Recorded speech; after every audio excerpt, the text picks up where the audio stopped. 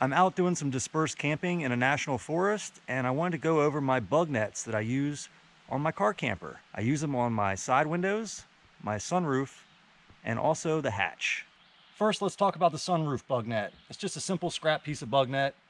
It's not sewn or anything. And I pretty much throw it across, wedge it into all the spots, closing all the gaps.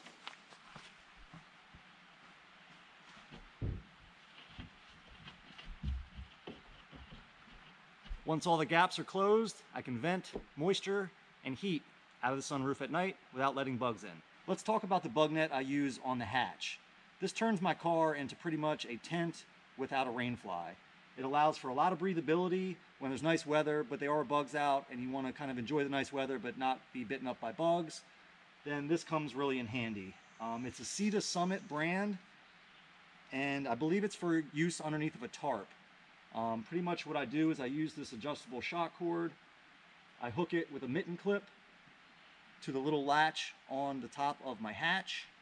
And then I use 4 little magnets. One of them you can see right here, and there's 2 more in the top corners, and another one on the side over here.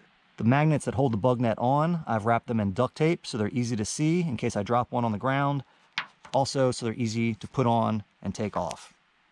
I've used them for the side windows too, which we'll get to in just a minute. This is one of the top corners of the hatch, and I've got another one of those magnets up in the top corner to hold it up, and it creates a good seal all the way around to the other magnet.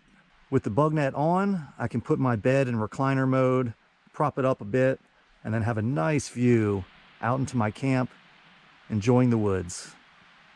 I've raised the bug net up to give me a little bit more headroom so I can sit at the end of the bed, Indian style. Easy to put these bug nets on and easy to take them off. Just remove your magnets. They stick together, which is nice, so you don't lose them. And I pretty much just wrap them up just like that. Stick them in the back of the car for next time. These are the bug nets for the side windows. Slightly more complicated, but still pretty easy on a cheap sewing machine with very little sewing skills.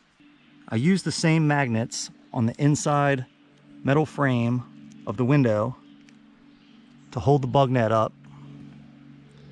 You'll notice that there's a lot of extra material here where I've hemmed it so it'll last a little longer. This extra material can also be good if I missed a little spot and there's a gap. Hopefully this extra material will block that off and no bugs can get in. Also along the bottom, I've made a bit of a baffle with the extra bug netting that runs the length of the bottom. And the reason for this is it creates a bit of weight, so when it falls down, it lands and goes up against the door, creating a good seal.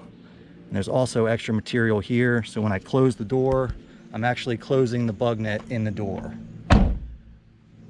creating a nice seal all the way around. This is how you live the bug-free life in a car camper. Thanks for watching, guys. I'll see you next time.